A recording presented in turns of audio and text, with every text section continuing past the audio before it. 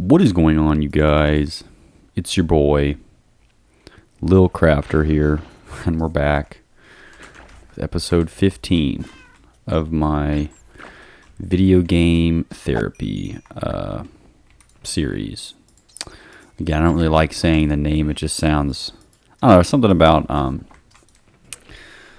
about just the word, even therapy, that just has this connotation of just like pussy.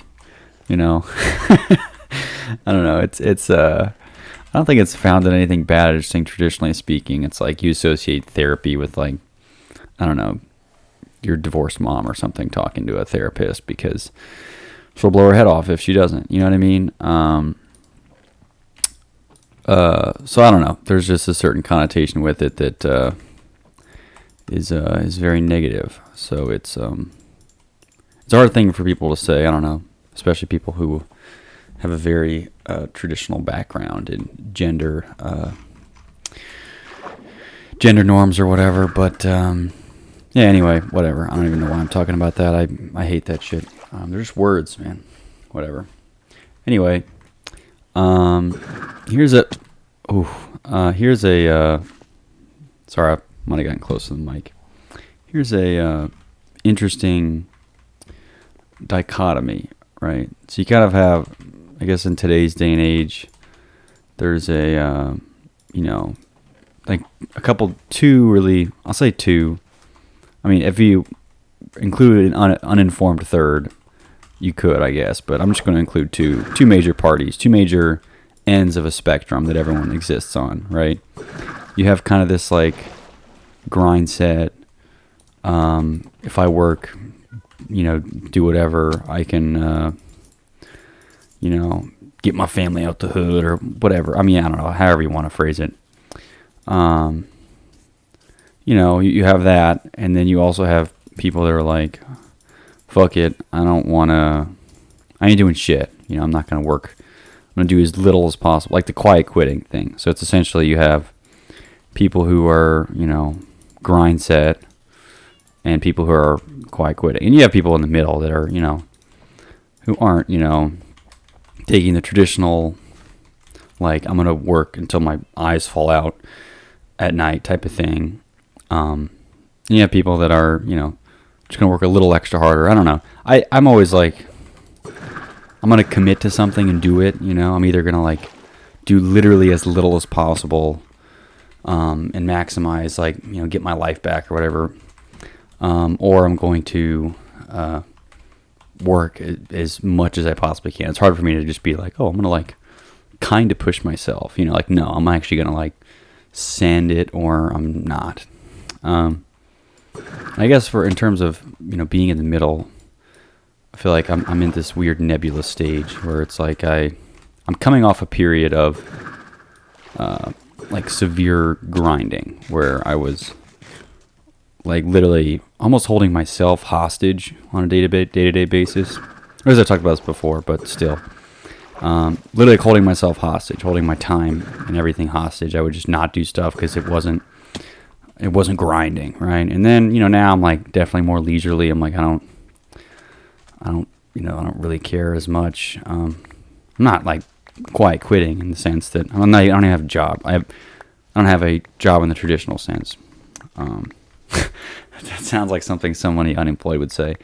I'm a student, but I have a bunch of part-time gigs that don't really qualify as, real work. I don't get any benefits. I don't get dental, right? I assume like a real job is not like Baskin Robbins or something. That's not I don't work at Baskin Robbins. I have like other part-time jobs that aren't like, they're skilled jobs, but they're just not like, I don't know, Baskin Robbins jobs, whatever. I don't know. I'm not going to get into that. That's not the point. But so I don't know. There's a decision that a lot of people have to make. Is that they have to like, in order to get themselves to their financial prosperity, do they like sell out and grind and I don't know, be a corporate ball juggler and suck the metaphorical meat of their boss just to get the chance at a raise or extra vacation or whatever, or do you just say, my boss is a loser, I'm just going to go, I'm just going to do as little as I can just to not get fired. The company can blow me. And of course you have people that are just in the sensible middle, and that's where most people are. They're just like, I'm going to do extra if they need extra, but I'm going to, do my thing. But I feel like that's also probably the most miserable spot to be in. Like, at least if you're in a grind set strategy, you at least like, you can feel most confident knowing that your work is like going towards getting out of your situation. And if you're quiet quitting, it's like you're very aware that you don't really give a fuck. You're just kind of doing the bare minimum because you want the life back and you're trying to enjoy it, right? Versus like if you're in the middle, like you may not, if you don't enjoy being if you don't enjoy like working enough and you would wish you worked less or whatever, but you're not. So I don't know. I just see less benefit in that. I think you'd be better off like doing like the minimum or like going all out. So I don't know. That's just kind of my thoughts on it. But I don't know. Like what do you? I don't really know what the decision is to do. Right? Do you like do the bare minimum just to get by? I guess it's contextual on where you're at in your life. I don't know. I think if you're young and have energy, and I guess a certain amount of it is how much do you believe in the American dream? Like, do you believe that if you work hard enough and do this and that hard enough, you can, make it out the hood type of thing? Or, are you doomed to hell regardless, right? Does it not matter? I think you'll definitely hear both sides of that argument. A certain number of people, rightfully so, think the American dream is dead, and I don't totally disagree with that. I think my situation is I believe it's much, much less accessible. Like, I think the American dream in its core was, the average American through no like superior wit or intelligence or some ungodly skill, can become successful through working really hard and doing whatever. I don't know. I think that's dead, right? In order for you to, kind of achieve the American dream, you either have to be, you can be lucky. I guess that's part of it. But the average person can't be lucky. You can't assume that. Luck can't play a factor here just because we have to exclude variables like that. I feel like it's not really fair to include that as a variable. I don't know. But I think now it's kind of reserved for the a more upper threshold, I suppose, right? So if you're above average in X, Y, and Z, and have some specific skill you can monetize or do to the nth degree, I don't think your average person can obtain prosperity through normal means. You either have to have something new or novel to create some business around or something, or have some kind of skill, or again, be lucky as part of it, right?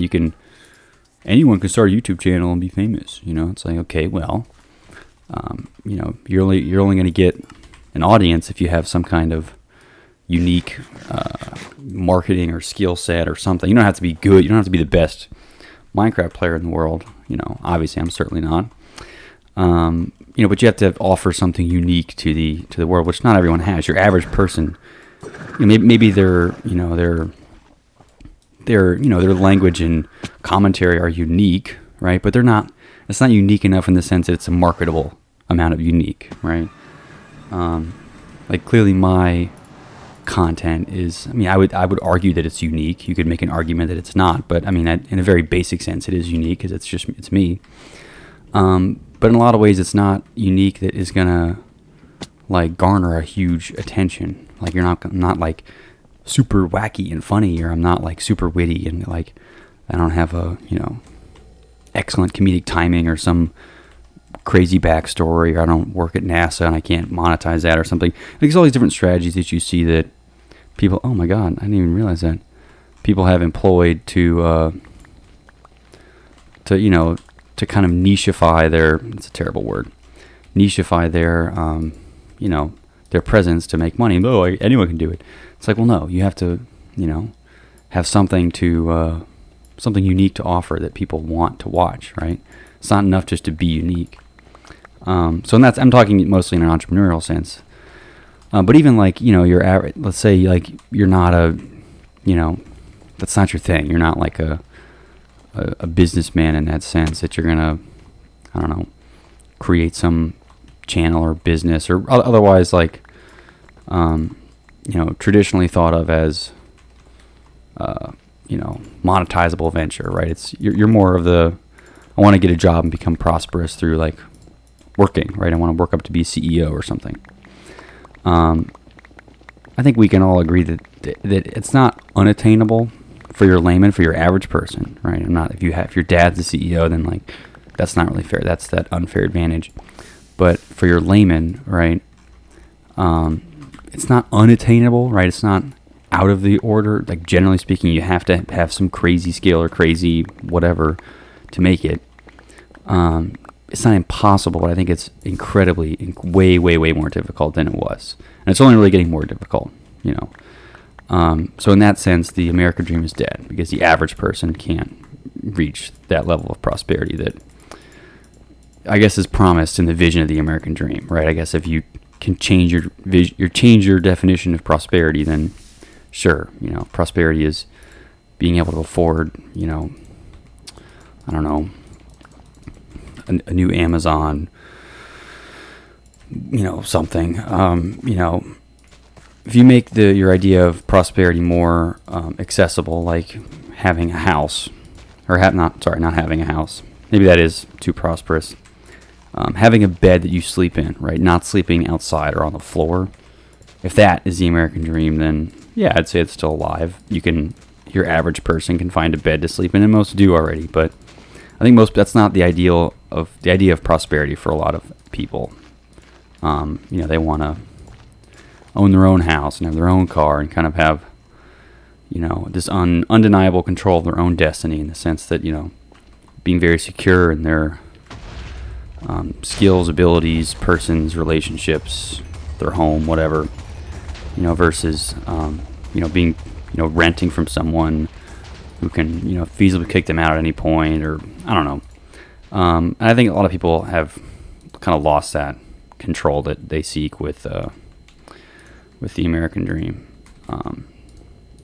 The reason I'm talking about that is because that kind of plays into this decision of, do you kind of overwork and grind and, I don't know, whatever, again, grind to reach the next level, to, get that next promotion, that job, and start that side hustle and business, and you work 70-hour weeks to get ahead of the curve and, build, additional sources of income, right? Or do you kind of accept that, okay, well, no amount of that's going to do anything because I don't have something that's going to, I don't have some unfair advantage that's going to give me enough to put me over the hill, really. And I suppose, that would point you towards, okay, just do the bare minimum. Like, I don't know, live your life so you can buy resell Yeezys or something. And that should be, that's kind of or readjust your standards to where it's like, you no longer want that. But that's really hard for people to kind of, especially if their dreams are ambitious and, since, long established, it's hard for people just to, just like lower your standards. It's like, well, it's easy to say, but it's hard to do. I don't want to lower my standards.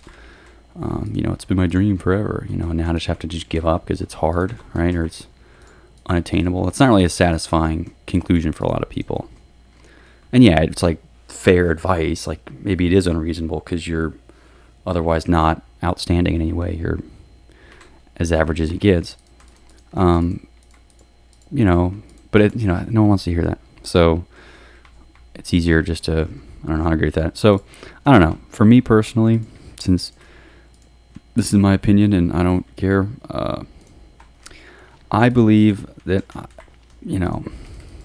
first of all, I'm very much in the camp that I think even if you don't have some kind of special marketable skill, through enough patience and working through things, you could eventually develop or find one. Or because part of it is discovering, any kind of skill you might have. Maybe you're really good at something you've never tried. And again, maybe it might be a long shot or unreasonable, but in some sense, you got to have hope. You got to believe in something. And I believe in through one way or the other, whether it's an existing skill or one that I hope to develop at some point. I hope I have enough of unique selling points to be able to achieve and live the American dream, right? So in that sense, it kind of points me towards you should work your ass off and try this and try that. But the other side, you can only do that for so long, right? And so do you feasibly just sacrifice, I don't know, 10, 20 years of your life going after, your idea of the American dream, and then you have to give up, and then you waste all your time. You could have been doing whatever, or do you take this balanced approach where you don't go all in, but then you're also kind of leaving a lot on the table, so what do you do? I don't know. There's these are all fair questions, especially to myself. And I don't really have a good answer. It's not like I'm coming into this with some conclusion. I just think that it's a hard thing, especially for young, ambitious people who are taught to have dreams and chase them. Now, you're like, well, just fucking lower your expectations, go ask an ugly girl out to dinner or something. Okay, I'm so sorry I called this fictional person ugly. No one's ugly, everyone's beautiful. Yeah, sorry about that.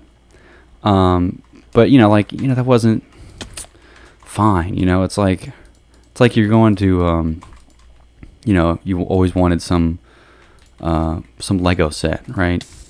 And it's like maybe it's, again, I'm putting this in terms of kids because it's easier to think about it. Let's say there's some Lego set you always wanted, and it's like your dream to have this Lego set. It's something you really, really care about, whatever.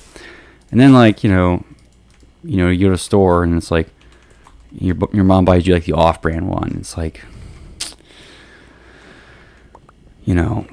as much as I can just either change my standards and just be like, yeah, this is exactly what I want. This is awesome. It's it's close enough, right? Or do you be like, Jesus Christ, or do you, I guess it wasn't really the dream, but, do you kind of accept it? It's, I don't know, or is it, do you, Jesus, sorry, this lava's fucking me. Oh my God. All right, I'm done with this direction. Do you sort of change your standards to, be okay with the off-brand version because it's, close enough and it's, it'll work. It's not like you don't get anything or you don't work towards anything, or do you continue pushing to try and be able to afford the nice Lego set, right? And otherwise, in terms of practical terms, it's like, okay, do you just, maybe your dream was to be CEO, and then now that you got a regional managing job, right, the old Michael Scott job, it's like, okay, I said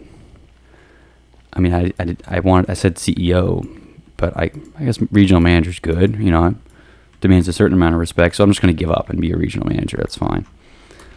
It's pretty good. It's not CEO, but it's pretty good. And no one's going to laugh at me for being a manager. Like, fuck you. I'm not CEO, but whatever. So I think a lot of people ended up abandoning their dreams at some point. Maybe it's a function of time. It very well could be. But especially early on, I think more young people are just kind of giving up. Their, theoretical dream to be the, CEO and accepting, the regional manager job. And I don't know, the real dreamer part of me wants to kind of say, now fuck the regional manager job, I want to be CEO, type of thing. But again, it kind of begs the question, how reasonable is it that, they're going to make you CEO? You're not anything special. But so do I just, keep working and try to break in or just give up? I don't know, maybe it's more relaxing to give up. I can try something else, I guess. Write a book or something. I don't know, everyone thinks they want to write a book someday, and then no one ever ends up fucking writing a book. I'm just going to go outright and say it. I don't want to write a book. So that way I never have any expectations of me writing some stupid book. What am I going to write about anyway? What do I have that's so interesting to say, right?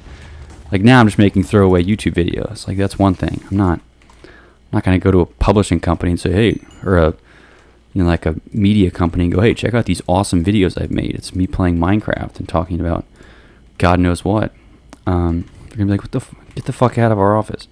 The same way, I'm not gonna go with my cruddy ideas on something and go, publish my book. Sorry, who are you? Your book sucks. Somehow I manage. I don't know. If I ever write a book, just know it was not my original. It wasn't, it wasn't like some lifelong dream of mine to become some author or something.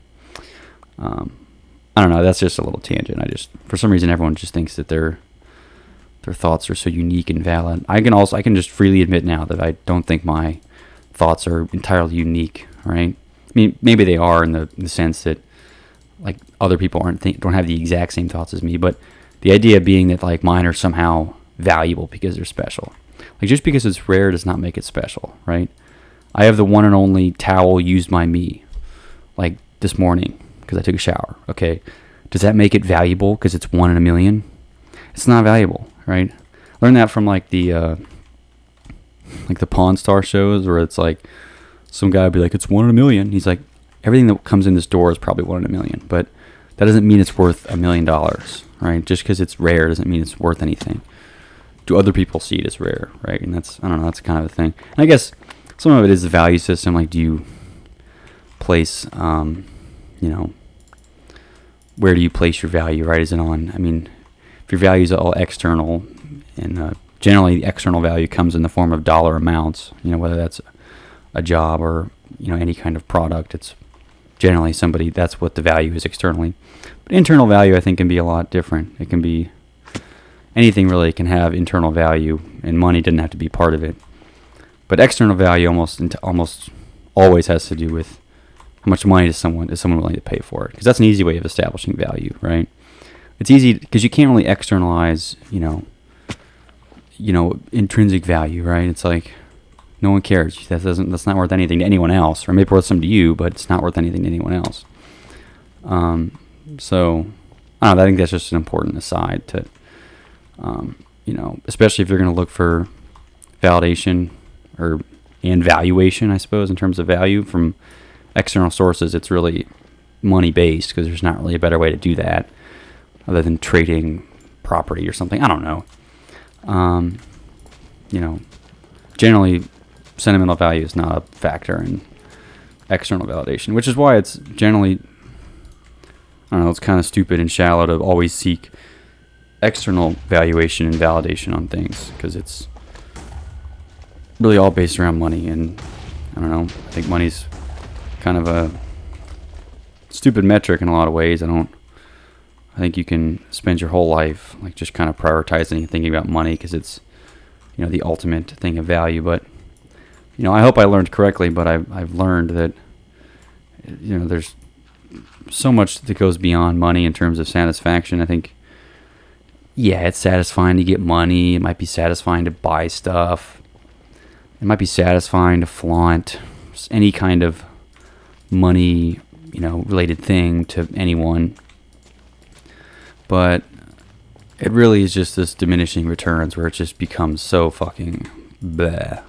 Because there's never an end to the world of money in comparison. Versus, if you try to seek everything internally, right?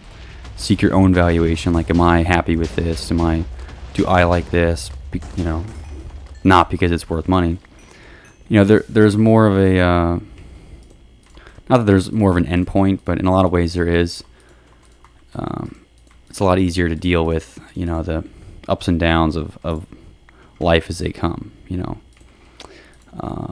and especially once you get to a certain point of money, you realize that its valuation also changes. So if you're worth $1 billion, you now it might be fun for a while to treat, $1 million as if it was $10. You're just waving around. You don't really care, because you got $1 billion. What the fuck's $10? Or what's the fuck's $1 million if you're a billionaire?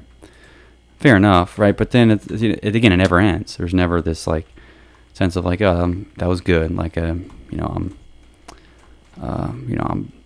proud of this and that or whatever. I don't know. It's just hard to validate it to yourself a lot of the times, just because there's never doesn't cut off anywhere, right? Whereas if you set an internal goal or set an internal thing, then you can that you can reasonably like check off, hit, and like feel good about, versus like continue to be insecure because it's, you know, Greg down the road has more. It's like, fuck you, Greg. Greg's always going to have more money, or, you know, if it's not Greg, it'll be Paul, who's got even more money than you, and even hotter wife, you know. So it's like, I don't know. It always just comes to, to me, it always just circles back to like, you really just have to look internally for a lot of satisfaction and validation. I think seeking anything externally is always just this loop of, you know, shit after shit after shit. It's never, you know, again, you get like these very brief instances of like success. And I mean, maybe you do too, looking internally. I don't know, right? It really depends on your own psychology. But ultimately, we know very well, and I would say, and I'm going to just generalize and say that I think most people know that it is kind of there is no end game with external validation, right? And there may not be one for internal, but I'd rather play the dice there, and versus, you know, somewhere where I know I'm going to lose, right? I may still, you know, fight this never-ending internal loop where I'm always battling internally for whatever. But at least I don't know for certain that it's not a losing game. Might end up being a losing game. I don't know, but I'd rather play a game that I'm not sure of the outcome versus one that I'm certain ends in me being insecure about whatever. So I don't know. That's just it's my thoughts on things. So sorry, I'm gonna wait for this thing to blow up. Yeah. So I don't know. That's why I'm kind of adopting stuff like this, because I try to point everything internally. It can become a problem too, I think, with I don't know, to a certain extent, if you're someone that always has really high expectations for everything. I always in that category where I expect perfection out of myself, and at least perfection in my efforts, which, you know, I've come to realize that even a perfect effort is not feasible, right? So like I have good leniency with myself in terms of like not hitting an exact deadline, right? So every day I have a list of stuff that I want to get done, and I'm very lenient with myself. I know that I'm not going to get everything done on that. I'm not even supposed to get everything on that list done, right?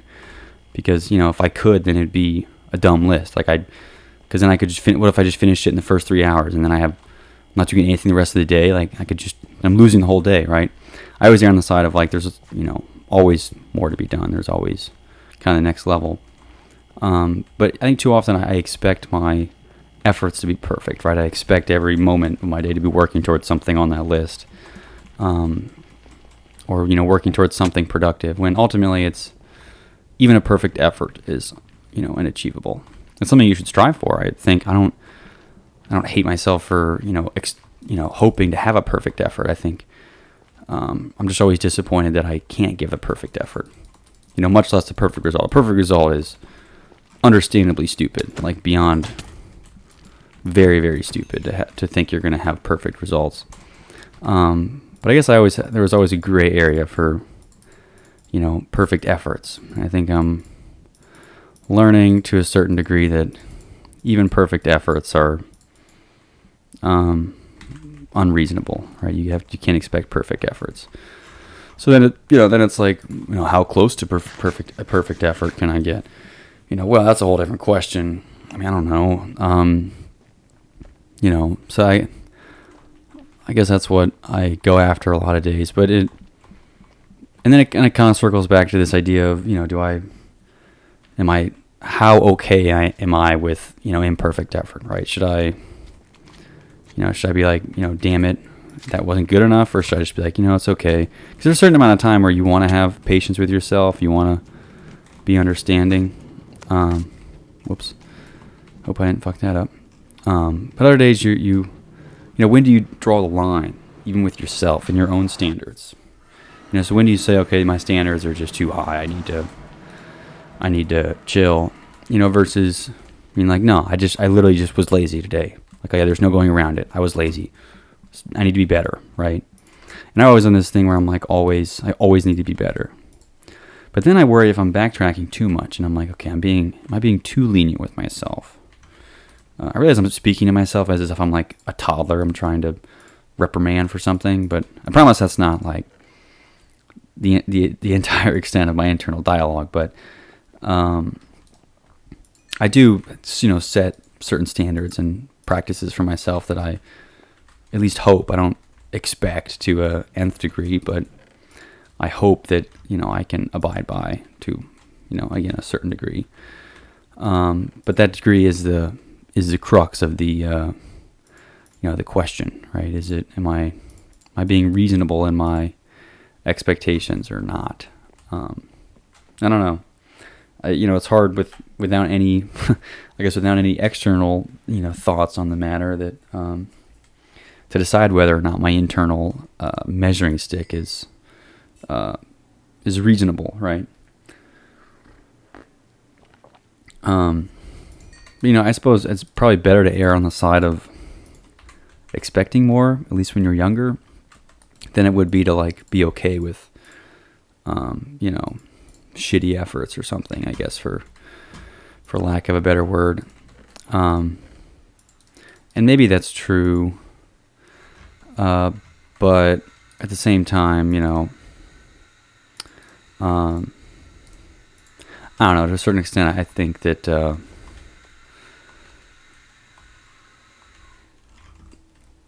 I am too harsh on myself, because it is kind of a recipe to feel inadequate if you're constantly like, damn it, why didn't I do this? Or damn it, why did I slept right through my alarm, right? How did I let my, morning self talk me out of this, right? That's inexcusable. Is it? Okay, maybe not, but, when is it inexcusable? When do I, like, put the foot down? Especially if your internal metrics of measurement or, I don't know, is different. It's very different. Like, I think if I, talk to somebody who, I don't know, again, forgive me for being insulting, but, worked at Baskin Robbins or something, they're like, damn, bro, like, oh, there's a lot you're trying to do in a day, right?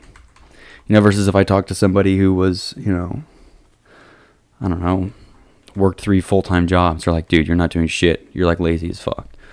And I don't know, so is the answer just to, like, find people that, I guess that is probably a fair answer, is to find people that fit in your, or even a little above your performance goals in terms of output, maybe not in terms of like job positioning and things, because the odds of you getting befriending Elon Musk or something, if you want to be the next Zuckerberg or something, that's not really feasible.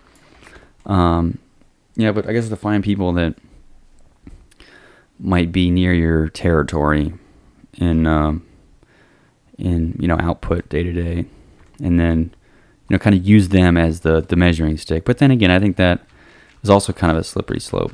You can run into a lot of problems that way too. What if you're biting off more than you can chew? I don't know. There's just there is a certain amount of nuance that goes with that is hard to pin down. I don't know. I realize that a lot of these discussions just end in these like horribly unsatisfying conclusions that don't really give anyone any practical advice or answering things, but it's also kind of the point, right? If I was some genius prescribing people perfect advice all the time, I'm an idiot, right? And I think anyone that gives you advice that you're supposed to follow, like, even if you have every reason to believe them, right? If, I'm not saying like don't follow a Gordon Ramsay chef tutorial if you want to cook good because Gordon Ramsay's an idiot. I'm saying that, I guess in Kanye's words, you ain't got the answers, man. I don't know. Kanye gets a bad rap. I mean, I think he's a nut. Don't get me wrong. But you also can't just dismiss nuts, right? Like you gotta take it with all the rest of the data. So in the same way, I have to, even someone that I wholeheartedly agree with, I still need to listen to them on the same footing as I would listen to one of Kanye's whack rants. You can't just discount somebody because, he's got bipolar disorder or whatever. Okay, fine. Is that like automatically he can't say anything, or no one can ever listen to him about anything anymore because he's got a disorder? Hell, everyone's got some freaking disorder nowadays. Everyone's got anxiety or something, or I'm not making fun of people with anxiety. That's not what I'm doing. But you can't just be invalidated because, of your condition, right? Even, I think you can learn a lot from them. If somebody like Ted Bundy were still alive or something, he's dead, right? He's dead. I don't even know. He's probably dead. I don't follow this shit. But it's not like, I should never listen to anything. I think you even should, just to try to understand what the thought is. You're not going to agree with him. Obviously, Kanye's off his rocker, but you should listen and try to understand and reason through, their reasoning. Because that's how you're going to understand them at any point, right? You're never going to, if you just automatically shut them out, you're an idiot. Like you're actually an idiot. Like I'm going to say that with certainty. And that's why I'm such a big proponent of free speech. Even stuff that I think is bad, like hate speech and stuff that is, maybe you shouldn't have said it, even that. But like, if it was your honest opinion, you're not just saying it as a troll, because that's one thing. I think some people are just trolling. And I even can sympathize with trolling. Trolling, can be very rewarding sometimes. I'm not a troll. I'm just saying, over the years, the internet has gifted us some very skilled and hilarious trolls that have done some really funny things. But even like silencing anyone's voice because they're saying wild ass stuff, kick them off Twitter or whatever.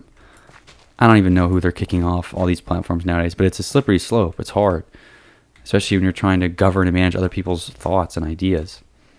It's just a bad idea, like through and through. Even like you're not supposed to agree with everyone. Honestly, if you do agree with everyone that you're hearing from, you too are an idiot, because like if you go on your social media feed or whatever, I don't know, and you just see things that you agree with and you just like, and you comment positivity and this and that, and then it's like you see something that's outlandish, and your nose snarls up at it. You don't go and report and like silence the person just because like that doesn't. Am I the only one that sees that as like this huge red flag? And because you can extrapolate it to any amount. What if at one point you're the extremist, right? Your views that you think are reasonable and fair, everyone should, sleep in a bed. Everyone shouldn't have to sleep on outside or something. What if that becomes just this absolutely outlandish idea, and you're spewing hate, right? What the fuck does that mean, right? What's the line for hate? Right? Where does it become then, right? Isn't it just somebody being an idiot with a dumb opinion? Like, yeah, and you can critique their opinion. But you silencing it, saying that, you shut up, don't talk, is such a dangerous precedent. I don't care what you're saying. It could be honestly the worst thing. It could be, I'm going off the rails here, but it could be like one of Hitler's speeches. Okay, yeah, Hitler was probably a terrible person in every sense of the word, in the sense that nobody should agree with his opinions, right? But I believe that telling everyone that you're not even allowed to hear his opinion because it's so bad. Oh, it's so bad. You don't even know what to stay away from. Now that you could grow up not know a word that he ever said, and all of a sudden, the next Hitler comes along, and it's like, well, this guy's just like Hitler. Well, he never even heard what Hitler said. Like, right? You're not gonna give them a chance to try and learn and understand and sympathize with. Okay, like why the fuck would he ever think that? Like, what a ridiculous thought. I realize that I believe that you'd be stopping more future Hitlers by allowing his words to exist. Not be praised, not be anything, but just exist. Versus silencing them, you're just going to create more of the next Hitlers. I realize I'm using a horrible example here, and I'm going to get canceled, but this is the whole point of my talk. You understand, like, the whole point of this is I should be able to say something like this. Now, if you disagree with what I'm saying, I think you should agree with my right to say it. I should be allowed to say this. It's ridiculous. It's ridiculous. I'm using bad examples. I'm using examples that should be frowned upon. People shouldn't like the fact that I use that. Like, absolutely, you should be negative towards my examples. But the fact I should not be allowed to say it, anything, I shouldn't even be allowed to say it. no one should be able to hear it is wrong. Is absolutely wrong. And again, that's my opinion. So I think my right to say what I just said should be allowed. I should be allowed to say it. People should be allowed to hear it. But at the same time, you're allowed to disagree. You're allowed to give an even worse example in the comments. You're allowed to do whatever. You could say whatever, but silencing should not be allowed. And I'm hoping that I've adequately outlined why I believe that to be so. And again, you're allowed to disagree. I'm not going to silence you for disagreeing, because then I'm in the same boat. I equally, employ you to have your own opinion. That maybe it should be silenced, maybe it shouldn't, right? But silencing any opinion, I think, it sets a dangerous precedent for everyone. Because you never know when you're going to become the extremist, when your views are essentially Hitler's views, and everyone shuts you up. And I don't know. That's my spiel. I also think I've discovered the key for me to having energy for these things is, one, don't eat. So if I eat before these, I'm going to sound like I'm going to be like drunk pretty much. But the second is just to have some sugar, right? Those quick burning sugars. So I haven't eaten all day, and all I did was all I've eaten right now is I had a coffee with sugar. So I had some sugar in there that's kind of liven me up a little bit, right? It's awoken that inner beast, which might be the new strat for these videos. So I'm not like burping and slurring every 2 words. Not saying slurs, I just mean like slurring my words, right? See, even like I'm always trying to catch myself to make sure that my speech is contextualized. 'Cause that's another thing. Context. Again, this is probably maybe one that more people would disagree with. Context is always important. The context in which you say is always important. Always. Like you can't just take an excerpt out of a book, one sentence or a word or something out of a book, and then frame it as is. No, you don't write that way. You wrote the whole book. You didn't write a word, right? So let's say somebody, writes writes down the N-word on a whiteboard and then walks in Central Park and is running around with a whiteboard of the N-word on it. That's all it's on there, just the N-word. Obviously, people are going to be outraged at that. What the hell are you doing, right? Okay, at the same time, pick up a copy of Huckleberry Finn. N-word's also in there. And he's like, I just wrote down one word out of Huckleberry Finn. But the context is so much different, it should be viewed differently. The person running around with the N-word is just like, they're just a troll, right? That's the way I would view them. I wouldn't say that they're not shouting people's faces, beating people, like that's one thing. But ultimately, that's like very it's tasteless. You're an idiot. Why would you you're a moron. Why are you doing that? Versus, you're not going to just say, who wrote Huckleberry Finn? Tom, I don't know what the guy's name. The guy's really famous. I'm going to feel like an idiot for not remembering his name.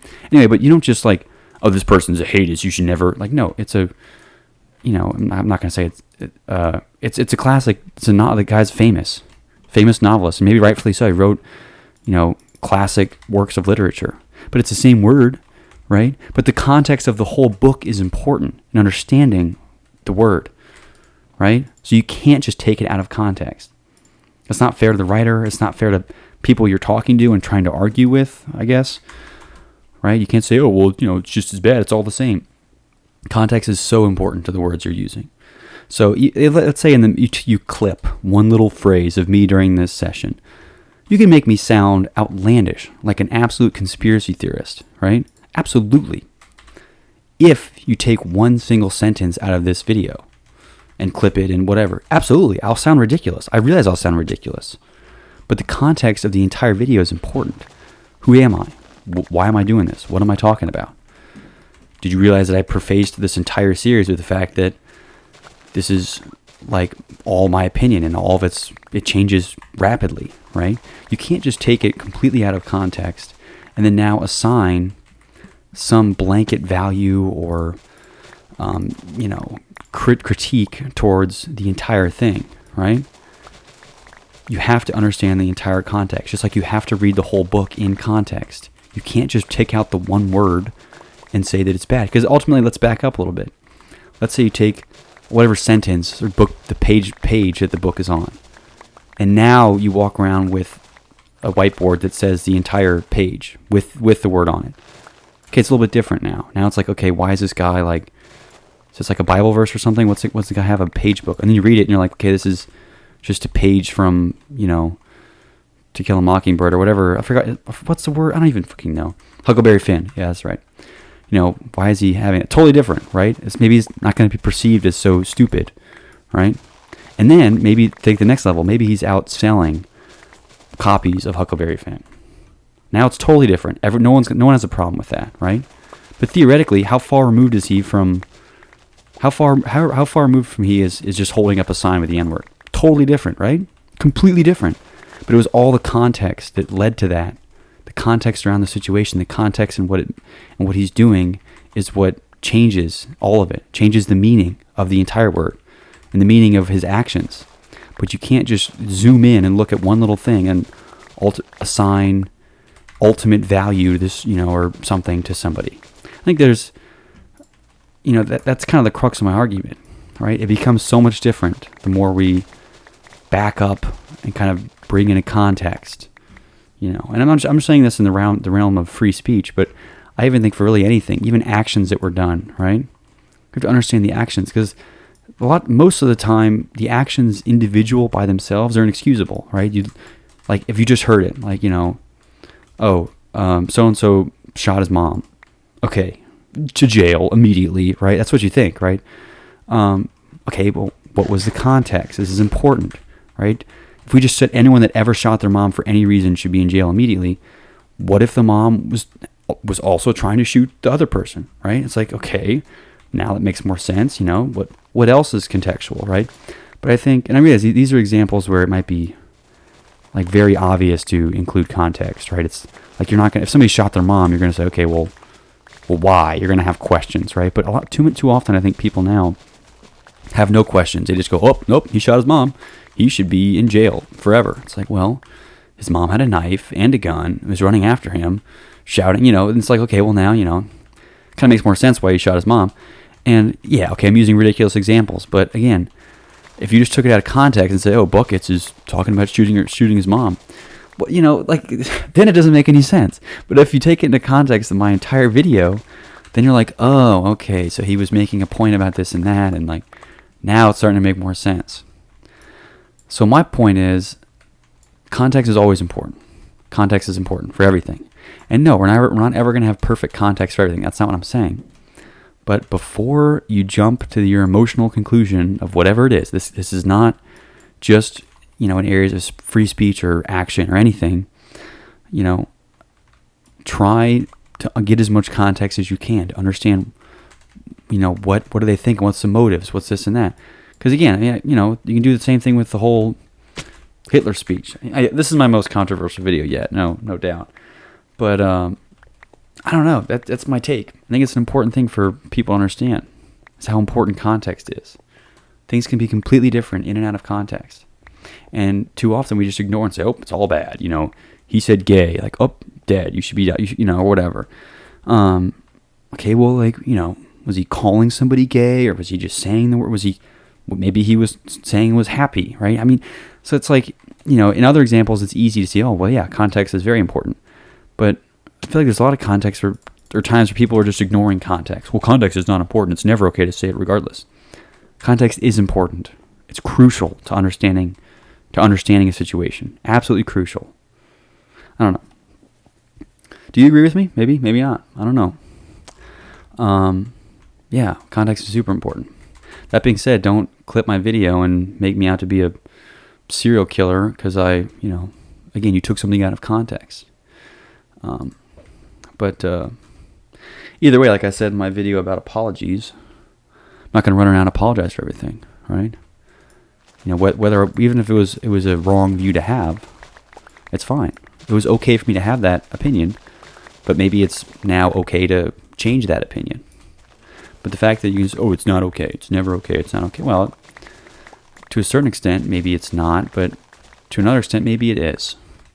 As long as it's maybe better now that the opinion has changed, I think being overly sorry and is again more dangerous than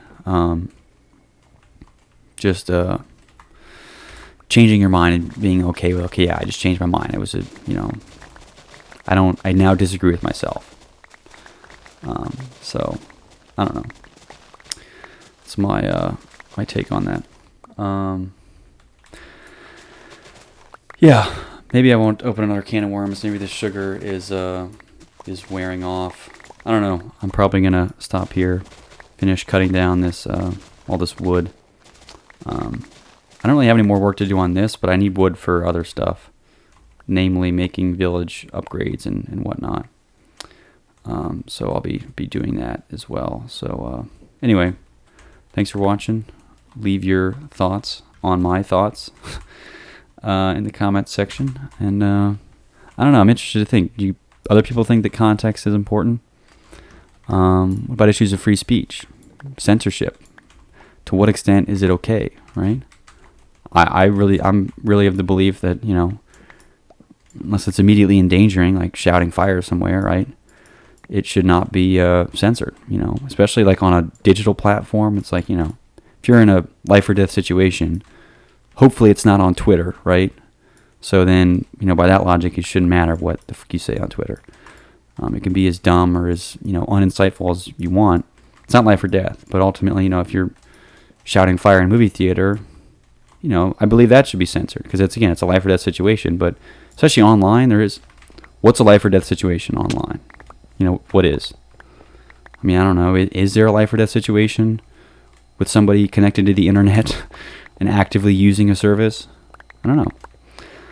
If you think of anything or can have any examples or insight on what I'm talking about what I've talked about this episode, feel free to drop it. And yeah, we'll more coming soon. So take it easy. Peace out.